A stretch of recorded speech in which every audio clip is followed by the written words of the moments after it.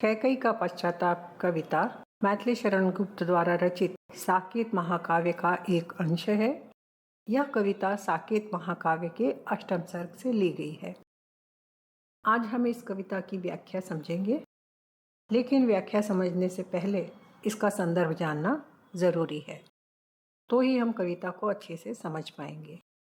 तो संदर्भ इस प्रकार है कि एक बार देवासुर संग्राम में महाराज दशरथ महारानी कैकई के पति हैं। अपने अतुलनीय पराक्रम से महाराज दशरथ के प्राण बचाने के कारण देवासुर संग्राम में महाराज दशरथ के प्राण महारानी कैकई ने बचाए थे, जिसके कारण खुश होकर महाराज दशरथ ने कैकई से कहा कि मुँह मांगा वरदान मांगो। कैकई ने समय आने पर मांग लेने की बात कह दी और बात वहीं रुक गई। बाद में राम के राज्याभिषेक के समय कैकई ने अपने दोनों वरदान महाराज दशरथ से मांग लिए। पहला, भरत राजगद्दी पर बैठे और दूसरा, राम 14 वर्ष के लिए वन जाएं। और राजा दशरथ वचन के पक्के थे। उन्होंने अपना वचन पूरा किया, लेकिन वे अपने बेटे राम का वियोग सह नहीं पाए और उसी दुख में वे मृत्यु को प्राप्त हो गए। दूसरी तरफ भरत और शत्रुघ्न अपनी नानी के घर गए हुए थे। वापस आते ही भरत ने सारी स्थितियां देखकर बहुत दुखी होकर गुस्सा किया। माँ कैकई के प्रति भरत अत्यंत कठोर हो गए और उन्होंने बहुत कड़वी बातें अपनी माँ को सुनाई। तो इसी पर आधारित यह कविता है। आगे हम पदों के साथ साथ इसकी व्याख्या समझते चलेंगे। पहला पद है, यह सच है तो अब लौट चलो तुम घर को, चौके सब सुनकर अटल कैकई स्वर को, बैठी थी अचल तदापि असंख्य तरंगा, वह सिंहनी अब थी वह सिंहनी अब थी हाहा गौमुखी गंगा। तो यह कविता उस समय की है। शुरुआत यहाँ से होती है कि राम वन चले गए हैं, राजा दशरथ की मृत्यु हो चुकी है और यह स्थिति देखकर कैकई को बहुत दुख हो रहा है। उसका मन ग्लानि से, पश्चाताप से भर गया है और वह वन में जाकर राम से वापस घर चलने की बात कहती है। जो हुआ वह तो सच है, लेकिन अब वह हो चुका है, अब तुम वापस घर चलो। और कैकई की यह बात सुनकर उसने इतने अटल शब्दों में यह बात कही कि उसके आवाज को, उसके स्वर को सुनकर सब लोग चकित हो गए। बैठी थी अचल तदापि असंख्य तरंगा, और उसके मन में बहुत सारे भाव उठ रहे थे। दुखी थी, परेशान थी, पश्चाताप की आग में जल रही थी, लेकिन बाहर से देखने पर वह एक अचल, एक जगह स्थिर दिखाई दे रही थी। और बहुत कड़े स्वर में उसने राम से कहा, वह सिंहनी अब थी हाहा गौमुख की गंगा, कि वह तो सिंहनी के समान थी, शेरनी के समान थी, शक्तिशाली, तेज, दबंग। तभी तो उसने देवासुर संग्राम में राजा दशरथ के प्राणों की रक्षा की थी। लेकिन इस समय वह सिंहनी के स्थान पर गाय के समान सीधी साधी भोली भाली बन गई है। वो इतने पश्चाताप के आग में जल रही है कि उसका वास्तविक रूप छुप गया है। तो यह व्याख्या हुई। विशेषता यही है कि जब व्यक्ति गलती करता है और जब उसे यह महसूस हो जाता है कि वह उसने बहुत बड़ी गलती की है, तो चाहे वह छोटा हो या बड़ा, उसने माफ़ी मांग लेना चाहिए। अगला पद है, हाँ जनकर भी मैंने न भरत को जाना, अब सुन ले तुमने स्वयं अभी यह माना, यह सच है तो अब घर लौट चलो तुम भैया, अपराधीन हूँ मैं तात तुम्हारी मैया। अब यहाँ पर वे प्रार्थना कर रही है, क्योंकि राम के वन जाने के कारण भरत को जब यह सच्चाई का पता लगता है तो वह अपनी माँ को बहुत भला बुरा कहते हैं और उन्हें इस बात का भी पश्चाताप हो रहा है कैकई को कि उन्होंने अपने बेटे भरत को जाना नहीं। उन्होंने सोचा कि मैं अगर उसे राजगद्दी अपनी जिद से दिलवा दूंगी तो वह खुश हो जाएगा, लेकिन माँ को इस बात का भी दुख हो रहा है कि उन्होंने अपने बेटे के स्वभाव को नहीं जाना। सब सुन ले तुमने स्वयं अभी यह माना, और ये बोलती है कि उन्होंने जो कुछ भी कहा सबने सुन लिया और तुमने भी अभी यह माना है, यह सच है। और वह फिर से राम से प्रार्थना करती है कि यह बातें अगर सब सच हैं तो तुम घर लौट चलो भैया, प्रार्थना कर रही है, हाथ पैर जोड़ रही है, भैया कह रही है, तात कह रही है, पिता कह रही है, बोल रही है कि मैं तुम्हारी अपराधिनी हूँ, मुझसे गलती हो गई, मुझसे पाप हो गया, मैं तुम्हारी माँ होकर तुमसे माफ़ी मांग रही हूँ, तुम अब वापस चलो। तो यहाँ हमने देखा विशेषता इसमें भी उसी प्रकार रहेगी कि गलती का एहसास होने पर माँ होकर भी बेटे से माफ़ी मांग रही है।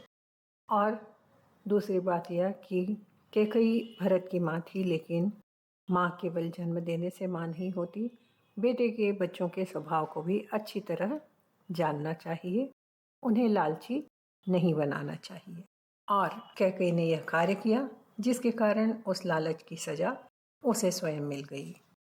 अगला पद है, यदि मैं उकसाई गई भरत से हूँ तो पति समान ही स्वयं पुत्र में खोऊं। अब वह कैकेयी राम के सामने भरत की तरफ से भी सफाई दे रही है कि मैंने जो ये कृत्य किया है, मैंने यह जो बुरा काम किया है, वह मैंने अपने आप ही किया है। भरत ने मुझे इसके लिए नहीं उकसाया, भरत ने मुझसे इस बारे में कुछ नहीं बोला कि मैं राजा बनना चाहता हूँ। यह मेरे अपने दिमाग की उपज थी, यह बुरी बुद्धि मेरी अपनी थी। अगर मैं भरत के कहने से ऐसा किया होता मैंने, तो मैं भी पति के समान अपना पुत्र खो दूंगी। तुम मेरे बात पर विश्वास करो, ठहरो, मत रोको मुझे, कहूँ सो सुन लो। और राम अपनी माता की, कैकेयी माता की यह हालत देखकर परेशान हो जाते हैं और उसे समझाना चाहते हैं, रोकना चाहते हैं कि मैं तुम्हारे दिल की हालत समझ रहा हूँ, तुम आगे इतनी सफाई देने की कोई ज़रूरत नहीं है। तब वह कहती हैं कि तुम मुझे सब कुछ कह लेने दो, मेरे मन की भड़ास निकाल लेने दो, मुझे मत रोको। पाओ यदि उसमें सार, उसे सब चुन लो और मेरी सारी बातें सुनो। उसमें अगर तुम्हें सच्चाई लगती है तो मेरी बात मानो और तुम यहाँ से चलो। तो इस प्रकार कैकेयी को बहुत पश्चाताप हो रहा है कि उसने जो यह कृत्य किया है वह बिल्कुल गलत है, और ऐसा करके उसने भरत को भी खो दिया, पति को भी खो दिया और राम को भी खो दिया। राम, क्योंकि राम केवल अकेले वन में नहीं गए, उनकी पत्नी जो एक राजकुमारी थी, नई नवेली दुल्हन थी, वो चली गई और साथ ही साथ उनका छोटा भाई लक्ष्मण भी चला गया। तो उन्हें इस बात का बहुत दुख होता है कि मेरी एक गलती के कारण इतने सारे लोगों को परेशानी उठाना पड़ रही है।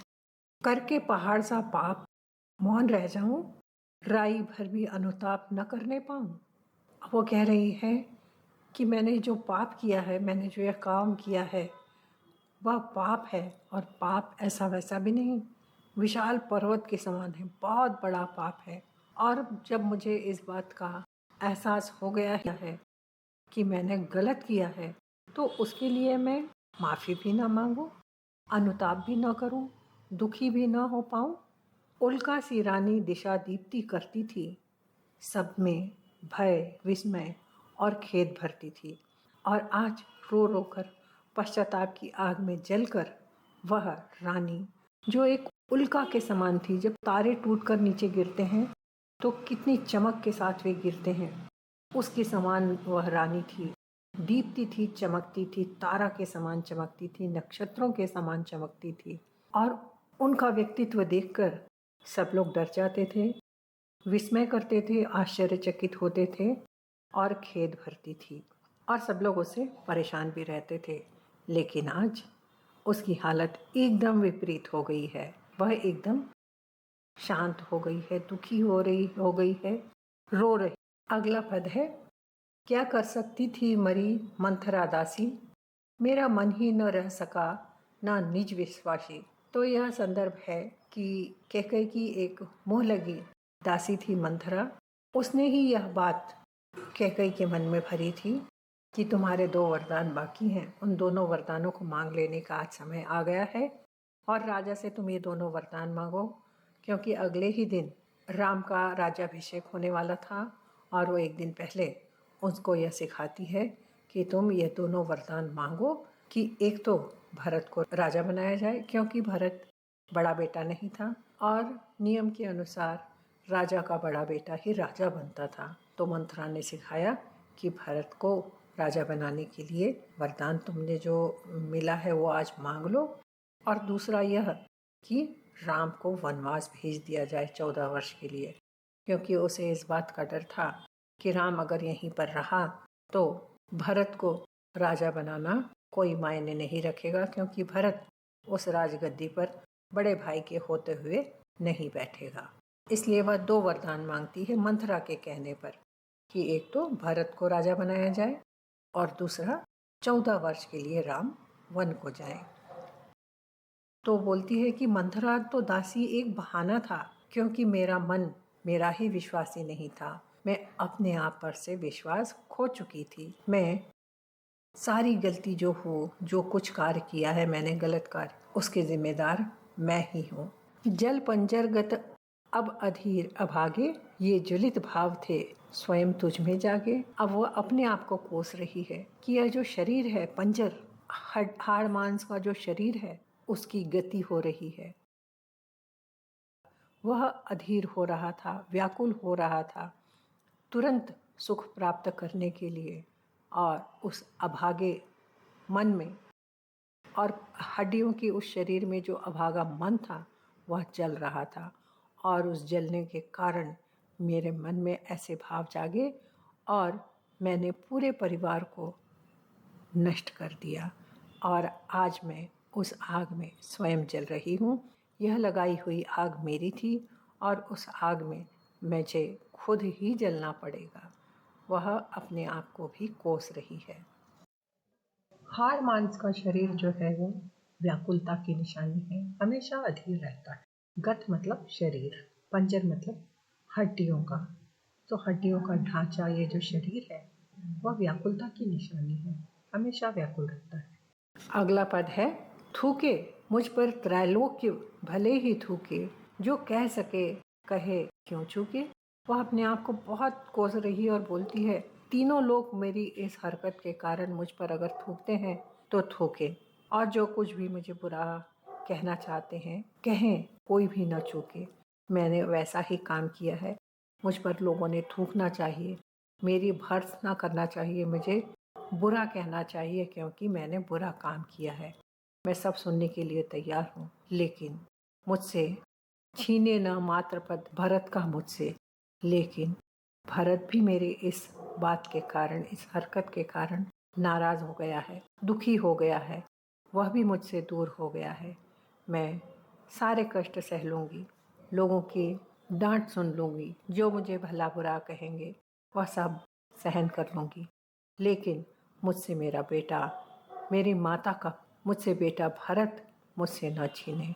हे राम, दुहाई करूं और क्या तुझसे। हे राम, तुम वापस चलो, मैं तुमसे यही दुहाई कर रही हूँ, मैं तुमसे यही प्रार्थना कर रही हूँ। तुम अगर यहीं रह जाते हो तो मेरा बेटा भरत मुझे माँ नहीं मानेगा। तुम वापस चलो।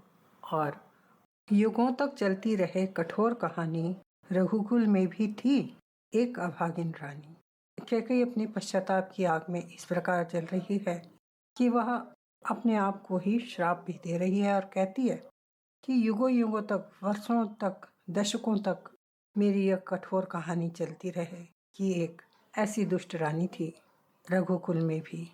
और रघुकुल जो एक भद्र कुल के नाम से जाना जाता था, कि वहाँ के स्त्री पुरुष बहुत सभ्य होते थे, उस कुल में भी एक अभागिन रानी थी। युगों युगों तक मेरी कहानी चलती रहे, मेरे दुर्भाग्य की कहानी चलती रहे, और यही मेरी सजा है। निज जन्म जन्म में सुने जीव यह मेरा, धिक्कार उसे था महास्वार्थ ने घेरा। और जन्म जन्म तक मेरी कहानी लोग सुनते रहें और मुझे धिक्कारते रहें कि मैं किस प्रकार स्वार्थ के घेरे में पड़ गई और मैंने इतना बुरा कार्य किया था। लोग मुझे धिक्कारते रहें, और जो मुझे सज़ा मिली है वह मेरे एक जन्म के लिए काफ़ी नहीं है। मुझे जन्म जन्म तक इस गलती की सज़ा मिलती रहे। अगला पद है, सह सकती हूँ चिर नरक सुने सुविचारी, पर मुझे स्वर्ग की दया दंड से भारी। कहती है कि मैं जीवन भर नरक की सज़ा भुगत सकती हूँ, सह सकती हूँ। हे सुविचारी, हे राम, तुम तो बहुत विचारवान हो। मेरी इस प्रार्थना को सुनो कि मुझे अगर स्वर्ग भी दे दिया जाए दया करके, तो मुझे स्वर्ग दंड से भी भारी लगेगा। मुझे सज़ा दो, मुझे स्वर्ग नहीं चाहिए, मुझे माफ़ करो। लेकिन अपना यह कुलिश कठोर कलेजा, मैंने इसके लिए ही तुम्हें नरक भेजा।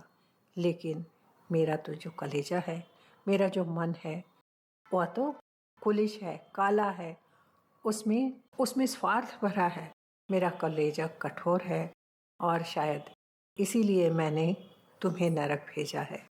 लेकिन तुम्हें नरक भेजकर मैं स्वयं नरक भोग रही हूँ। नरक अर्थात एक राजकुमार के लिए वन भेज देना, वह भी अगले दिन उसका अभिषेक होने वाला है, राज्याभिषेक होने वाला है, और उसे देश निकाला दे दिया जाए तो वह उसके लिए नरक होगा।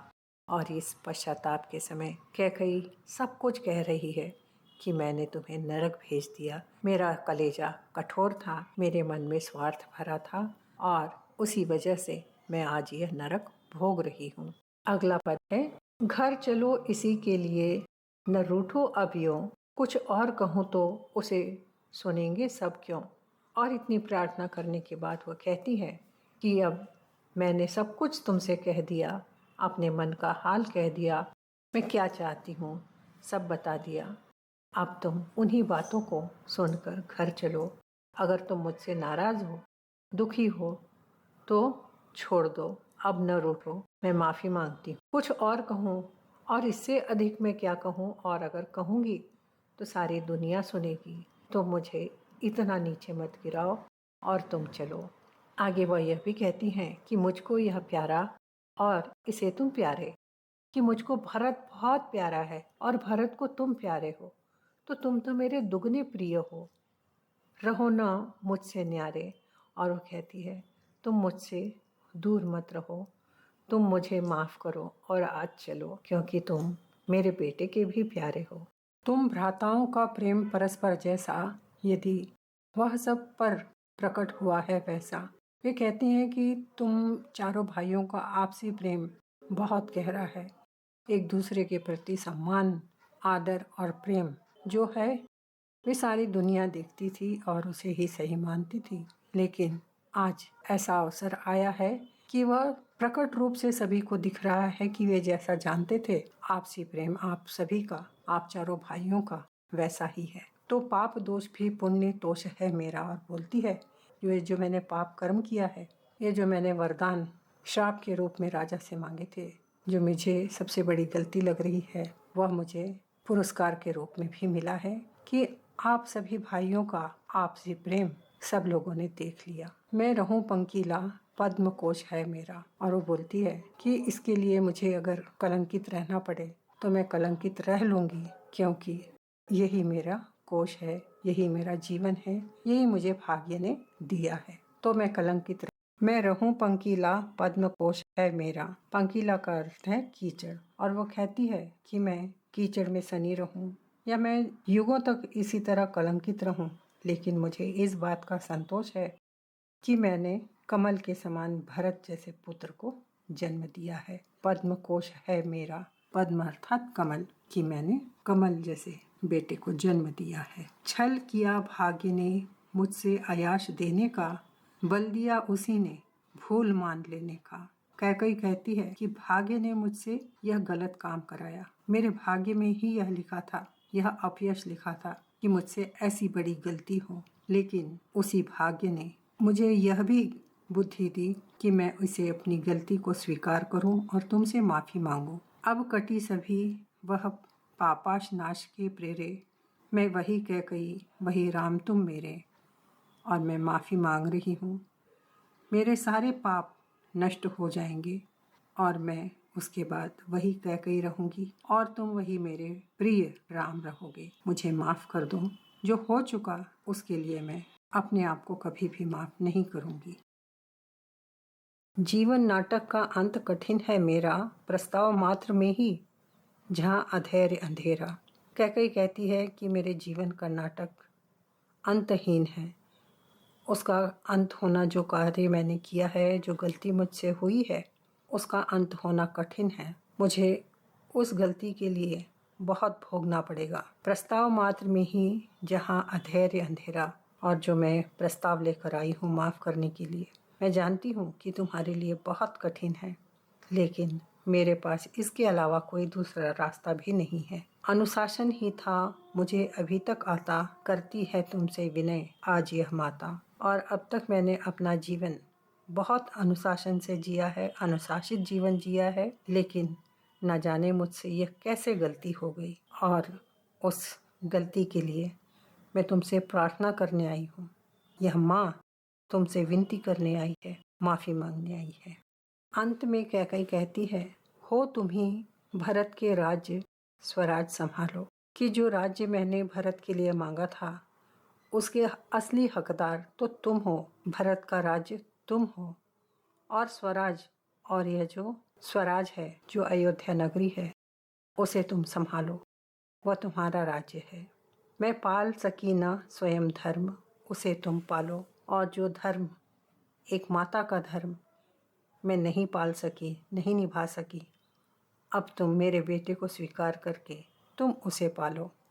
स्वामी के जीते जी न दे सकी सुख में, और उसको इस बात का भी बहुत पश्चाताप है कि उसकी जिद के कारण राजा अपने बेटे के दुख में, वियोग में मर जाते हैं। और वह कहती है कि जीते जी तो मैं उन्हें कोई सुख नहीं दे सकी, मरकर तो उनको दिखा सकूं यह मुख में, और मरने के बाद जब उनसे, तो प्रश्न पत्र में आपको सबसे पहला प्रश्न आता है। प्रश्न 1, एक शब्द या वाक्य में उत्तर लिखिए। 10 × 1 = 10। एक एक अंक के लिए 10 प्रश्न दिए जाएंगे। 10 प्रश्नों के उत्तर एक शब्द, वाक्यांश या वाक्य में लिखना है। अगर आपके उत्तर एक शब्द लिखने से पूरा होता है तो आपको वाक्य लिखने की आवश्यकता नहीं है। और साधारणतः पहले प्रश्न में ऐसे ही प्रश्न बनाए जाते हैं जिनके उत्तर केवल एक शब्द में होते हैं। तो यहाँ आप देख रहे हैं कि किस प्रकार से प्रश्न बनाए गए हैं और उनके उत्तर क्या हैं, और ये सभी संभावित प्रश्न हैं। इनके अतिरिक्त भी आपको परीक्षा में प्रश्न पूछे जा सकते हैं। यह केवल आपको अच्छी तरीके से समझ में आ जाए, इसके लिए यह प्रश्न बनाए गए हैं। तो आप देख रहे हैं कि उनके उत्तर किस प्रकार लिखना है। प्रश्न पत्र में दूसरा प्रश्न आता है, ससंदर्भ व्याख्या कीजिए। कोई दो, 2 × 7 = 14। तो 4 में से 2 पदों की ससंदर्भ व्याख्या करना है। लेकिन यहाँ आपको इस बात का ध्यान रखना है कि प्रश्न 2 को 2 भागों में बांटा जाएगा। पहला मध्यकालीन या भक्तिकालीन कविता, और दूसरा आधुनिक कविता। तो दोनों में से आपको एक एक प्रश्न करना है, ससंदर्भ व्याख्या करना है। जैसे कबीरदास के दोहे, रहीम के दोहे, मीराबाई के पद, तुलसीदास के दोहे, इस प्रकार, या बिहारी के दोहे, वृंद के दोहे, इस प्रकार मध्यकालीन कविता में से ससंदर्भ व्याख्या होगी। लेकिन दोनों की ही फॉर्मेट एक जैसा रहेगा। और यह बात आपको ध्यान रखना है कि दोनों भागों में से आपको एक एक पद की ससंदर्भ व्याख्या करना है। आप ऐसा नहीं कर सकते हैं कि मध्यकालीन कविता के दोनों ही पदों की व्याख्या कर दी जाए, या आधुनिक कालीन कविता के दोनों ही पदों की व्याख्या कर दी जाए। ऐसे करने से आपके अंक कट जाएंगे। तो आपको इस बात का ध्यान रखना है कि दोनों में से एक एक किया जाए, लेकिन फॉर्मेट एक ही रहेगा, समान रहेगा। तो यहाँ आप फॉर्मेट भी देख रहे हैं। पहला पद होता है संकेत, जिसके लिए पहला पद का पहला शब्द बीच में डैश डैश करके अंतिम शब्द, जिससे यह अच्छे से समझ में आ जाए कि आप कौन से पद की व्याख्या कर रहे हैं। और उसके बाद आप देख रहे हैं स्क्रीन पर फॉर्मेट बना दिया गया है। अब हम आगे बढ़ते हैं प्रश्न 3 की ओर, जो होगा सारांश लिखकर विशेषताओं पर प्रकाश डालिए। कोई दो, 15 × 2 = 30। तो यहाँ पर आपको कविता का नाम लिया जाएगा, जिसकी आपको सारांश लिखकर विशेषताएं लिखना होगी। या दूसरा प्रश्न आ सकता है कि किसी कविता का प्राकृतिक सौंदर्य लिखिए, या जो कविता है उसमें कोई वीरता की कविता है तो वीरता का सारांश लिखिए, या कविता के आधार पर किसी चीज की महिमा मंडन किया गया है तो महिमा का वर्णन कीजिए और उसकी विशेषताएं लिखिए। तो इसके लिए आपको 3 प्रश्न दिए जाएंगे, 3 में से किन्हीं 2 के उत्तर आपको लिखना होगा।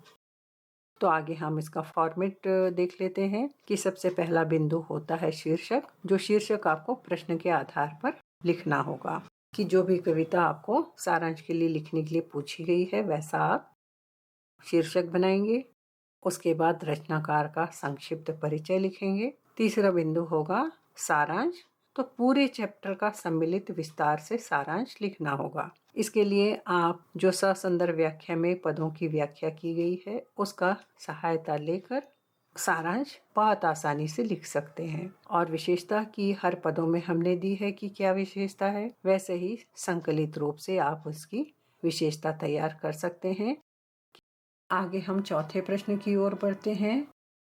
टिप्पणी लिखिए कोई एक 6 × 1 = 6।